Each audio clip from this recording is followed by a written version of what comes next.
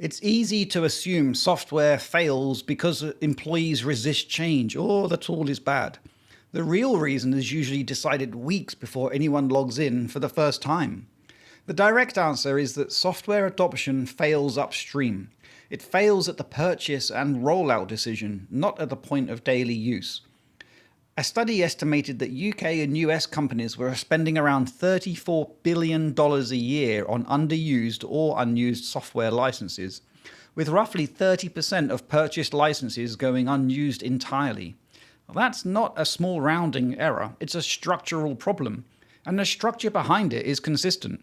Growth happens fast, purchasing gets decentralized, and no one owns the software portfolio end to end. Tools get bought to solve a vague problem, assigned to no one in particular and launched without a plan.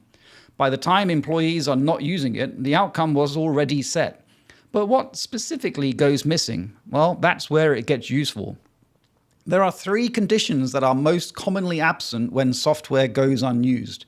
If you cannot answer all three of these before launch, the tool is likely to fail regardless of how good it is.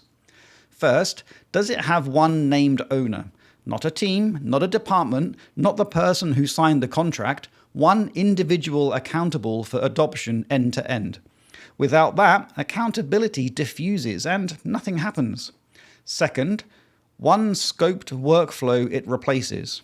Not some vague improvement goal, a specific existing process this tool is meant to take over. Say you buy a project management platform. If the team is still allowed to run projects via email and spreadsheets alongside it, this new tool doesn't get a foothold. It competes with the old habit instead of replacing it. Third, one measurable signal that it's working.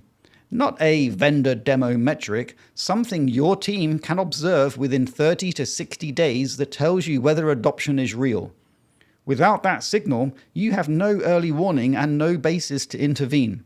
Most rollouts skip at least one of these, and that's where the money goes. Now, of course, change resistance is real. Poor UI is real. Weak onboarding from vendors is genuinely common. These are not excuses, but they're symptoms, not root causes.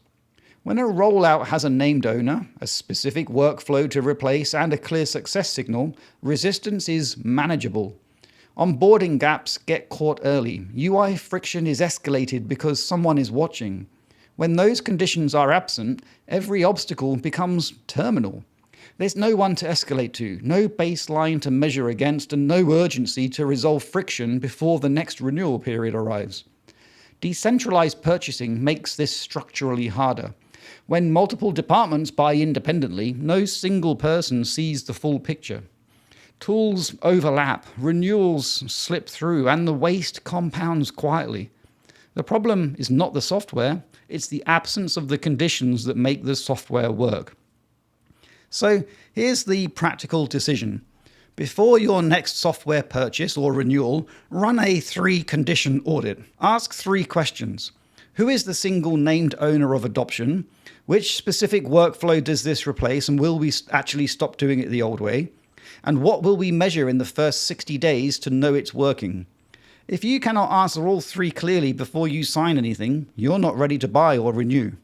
The feature list does not matter yet. Get the conditions right first, or expect the same result you've seen before.